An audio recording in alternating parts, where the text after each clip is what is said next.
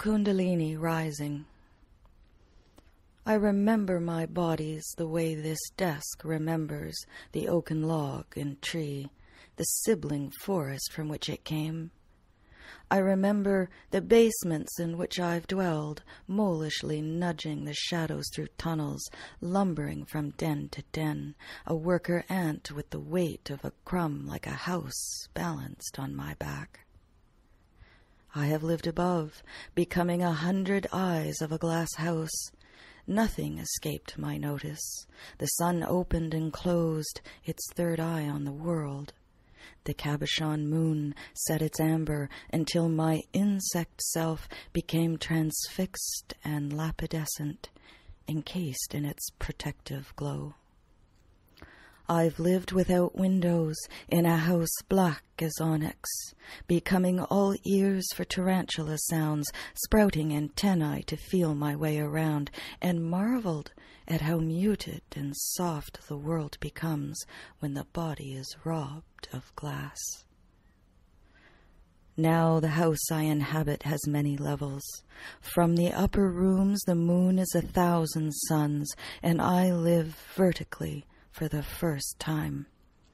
Uncoiling, I ascend from den to attic nest, Kundalini rising. Meeting all my former selves, I slide past branches on the tree, giving roost to the delicate birds of memory, my tongue putting out the fire in my mouth.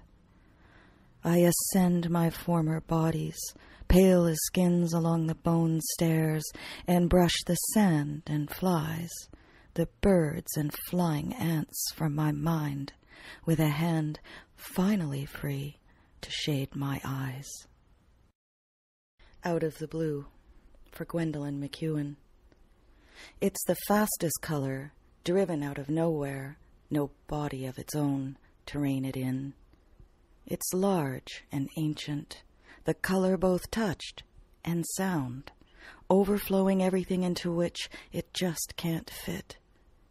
It's a gush, rushing from the root of thing to thing. It's not the color of coming or going. These are plain and slow as yellow. It's the clonic color of the whelm, bearing more dimension than air. Its hair is static, a shocking blur. It's the highest temperature, reached in a blink, exhausting the tinted atmosphere. It transfixes with its cobalt stare, slapping into you again and again, an ocean to a stone, a currency submerged.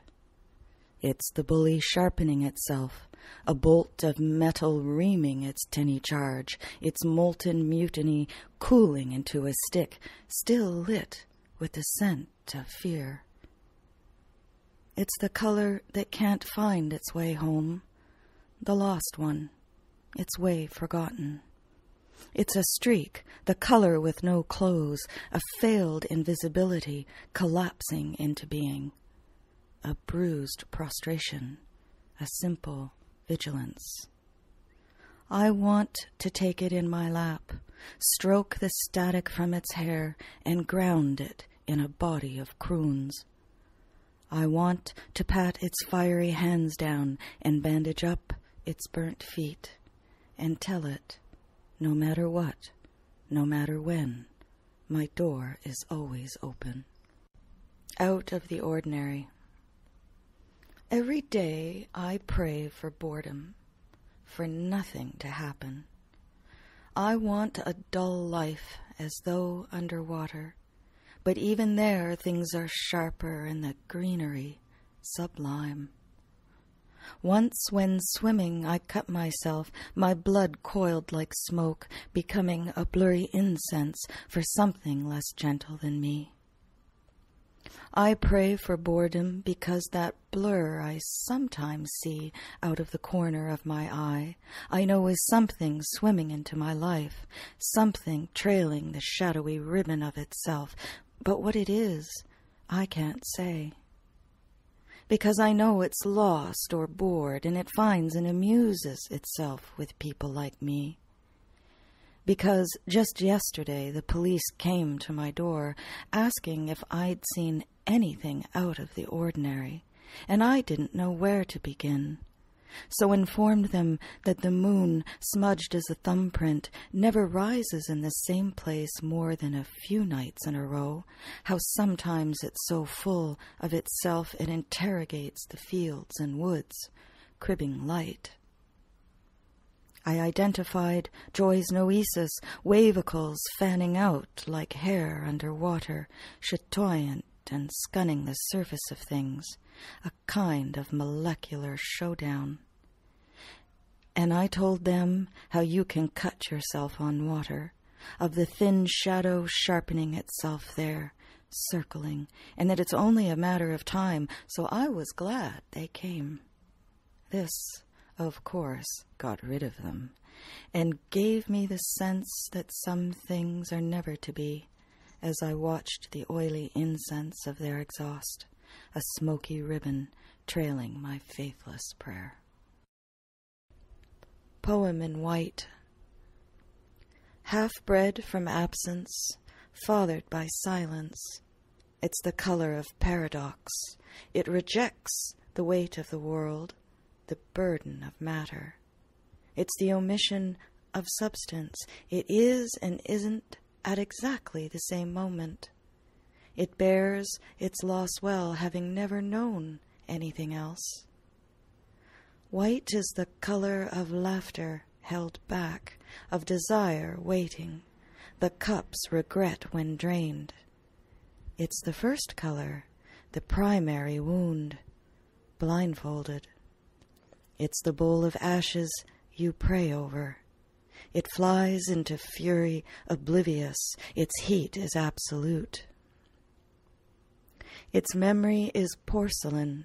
It dreams albino. It's the color of a promise before it's broken, the size and shape of a child's coffin, a child who never existed, a funeral never performed. White is formless and void, fragile without edges, persistent as chaos and full of light. If you touch it, you'll know absence so profound you won't feel a thing. White turns its blind eye to the leaves, eloping with grass for winter. It's deaf to the canticle of crows flying over, and utterly mute to the autism of the stone, mistaking snow for its own infinite mind. Return from Erebus. The field is a quiver of arrows, armies of grass, swords waving, sheathed in the green of unknown blood. I'm sitting, trying to read, but there's violence in the air, a revolution turning before me, dividing the worlds. A reconnaissance of crows crosses over. They land in the trees like stabs amidst the churn and swirl of something older than distinctions that divide our breath. Presence, more ancient than birth or death.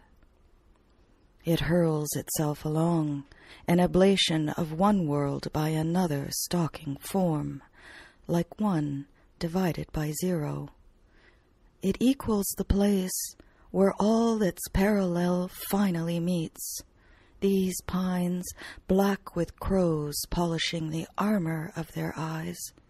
This field bright with weaponry, the buzz and whine of flies sawing the book from my hands, words from my mind. Words like weights, like coins placed over the eyelids of the dead, so they won't fly open as crows returned from Erebus, so they won't go blind as poplar leaves in sun, the shiver of their surrender in the air. Taking leave. What would be left of our tragedies if an insect were to present us his? Emile Cioran.